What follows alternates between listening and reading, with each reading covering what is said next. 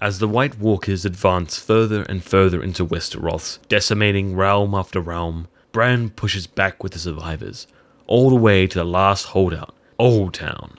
Every man, woman and child is armed and on the walls. They feel the cold again, the cold they have felt 100 times before, the cold of the Whites. This would be their last stand. As the Whites pour over the walls like streams of death, all things living scramble to burn everything that comes their way. Bran, with his now honed and experienced powers, is switching from animal to animal, and even human to human to pick up the slack. In this walking state, or under the sea, things don't seem real. It's a blur of raw emotional feedback from the many people he inhabits. The voices compound in his head, burn, burn, burn them, burn them, burn them all. This cry stretches through every man and beast alive, echoing through the halls of the castle and the halls of time. Then long ago, a Targaryen king, 20-odd years into his reign, feels something strange. He can't place it, because it's not fully formed yet, but it's there. As the years go on, the voices get louder. It confuses him, scares him, angers him. Everyone is talking, whispering. Then the cold, hard walls of imprisonment confine him. It's dark. He's alone with his mind in captivity, spiraling and spiraling. And even when he's freed, he is not free. The treacherous Tywin leaves. The lords get together to plot against him. No. Then the armies of Westeros rise against him. The voices are spitting in his head louder than ever. Burn them all! Burn them all! His men are banging on the door. No! Lannister men! Burn them all! He cries as the blade of his very own Kingsguard slides through his back.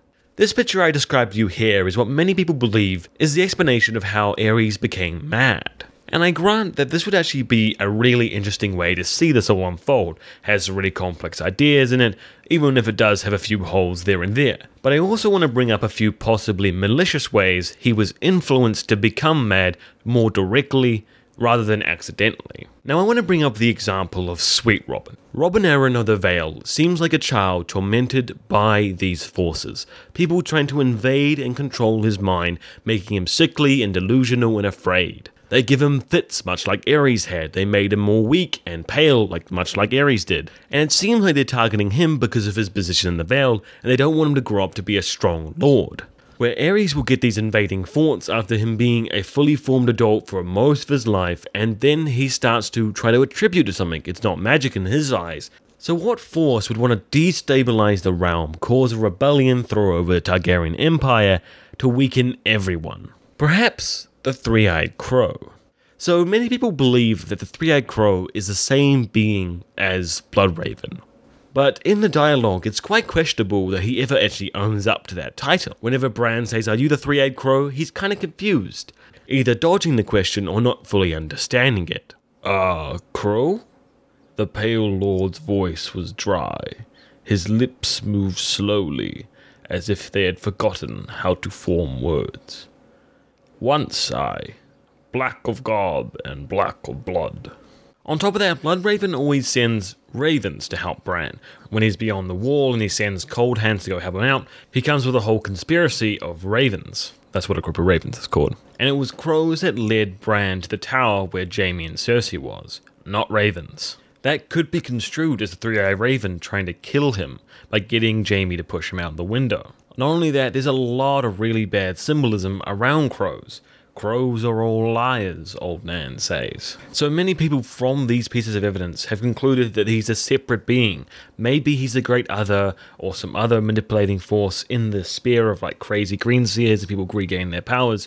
But either way, he seems like a negative and dangerous force, especially against Bran. So could this being have been around before Bran, tormenting the Mad King, making him go mad?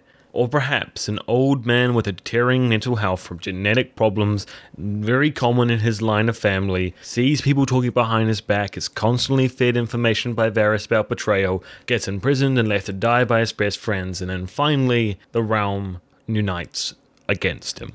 Tell me what you think about Bran, the Mad King, manipulation of people's minds, and all that in the comment section below. As well, I'll be trying to have a Game of Thrones livestream soon, so you can join the discussion there and tell me your thoughts live. Thank you.